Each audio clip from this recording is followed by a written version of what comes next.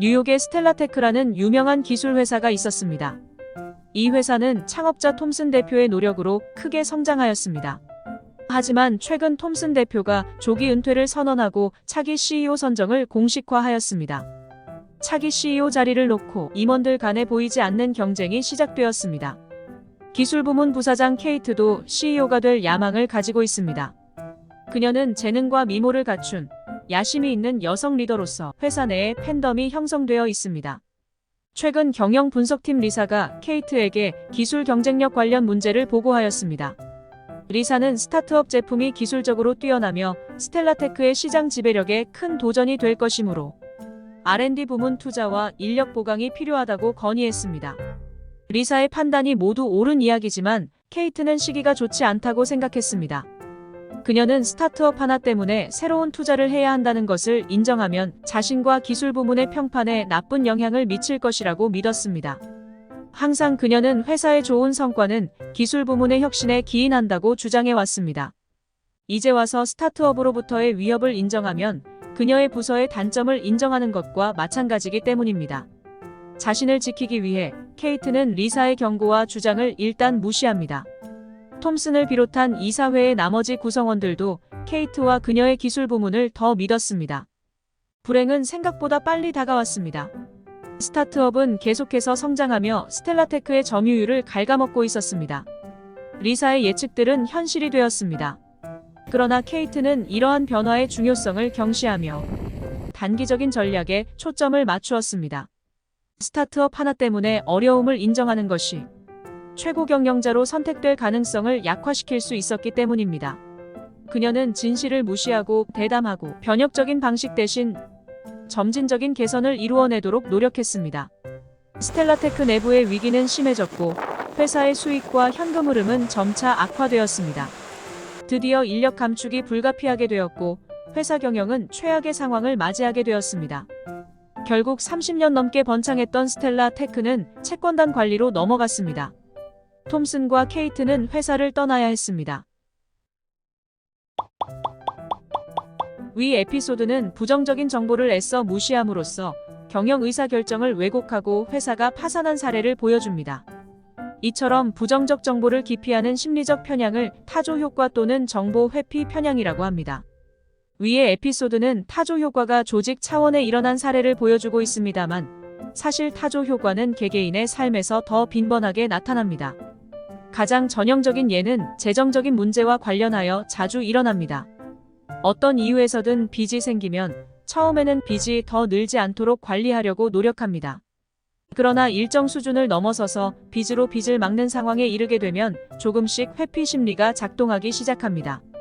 한 푼이라도 아껴서 빚 갚아야겠다는 생각을 멈추게 되죠. 이거 아낀다고 빚이 얼마나 줄어들겠어? 이런 상태에 이르게 되면 이제 빚이 얼마나 되는지조차 알아보려고 하지 않게 됩니다.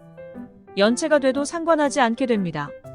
걱정은 하면서도 그것을 들여다볼 용기가 사라지는 것이지요. 건강 문제도 전형적으로 타조 효과가 작동하는 분야입니다. 어떤 증상이 며칠째 계속되더라도 바로 병원에 가지 않습니다. 귀찮기도 하지만 무엇보다도 큰 병이 아닐까 하는 두려움 때문입니다. 2, 3일 쉬다 보면 저절로 나아질 수 있다는 막연한 희망으로 스스로 위안하면서 더 시간을 지체하게 됩니다.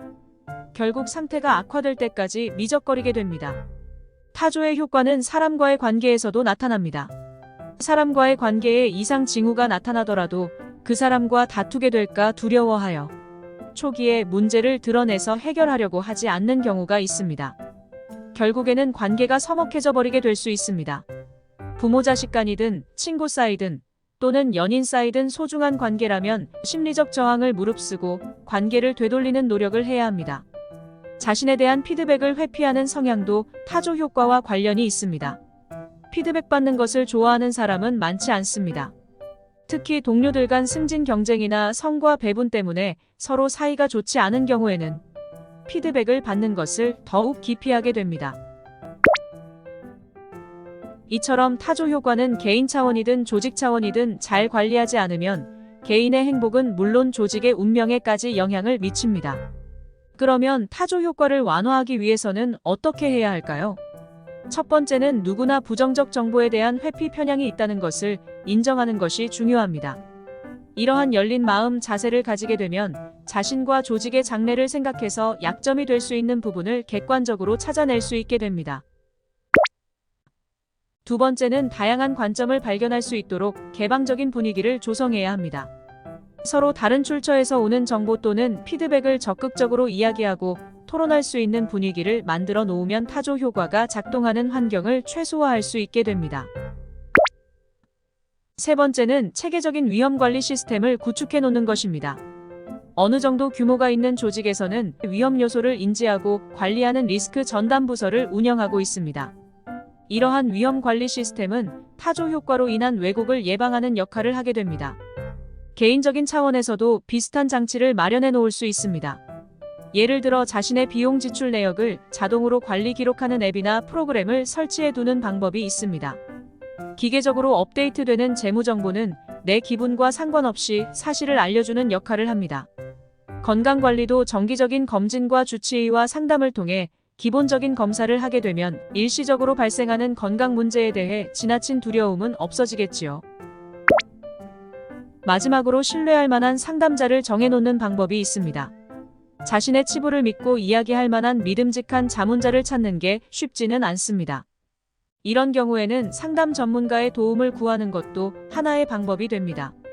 조직 차원에서는 간헐적이라도 경영 진단을 받아보면 조직에 숨어있는 여러 타조들을 발견할 수 있습니다.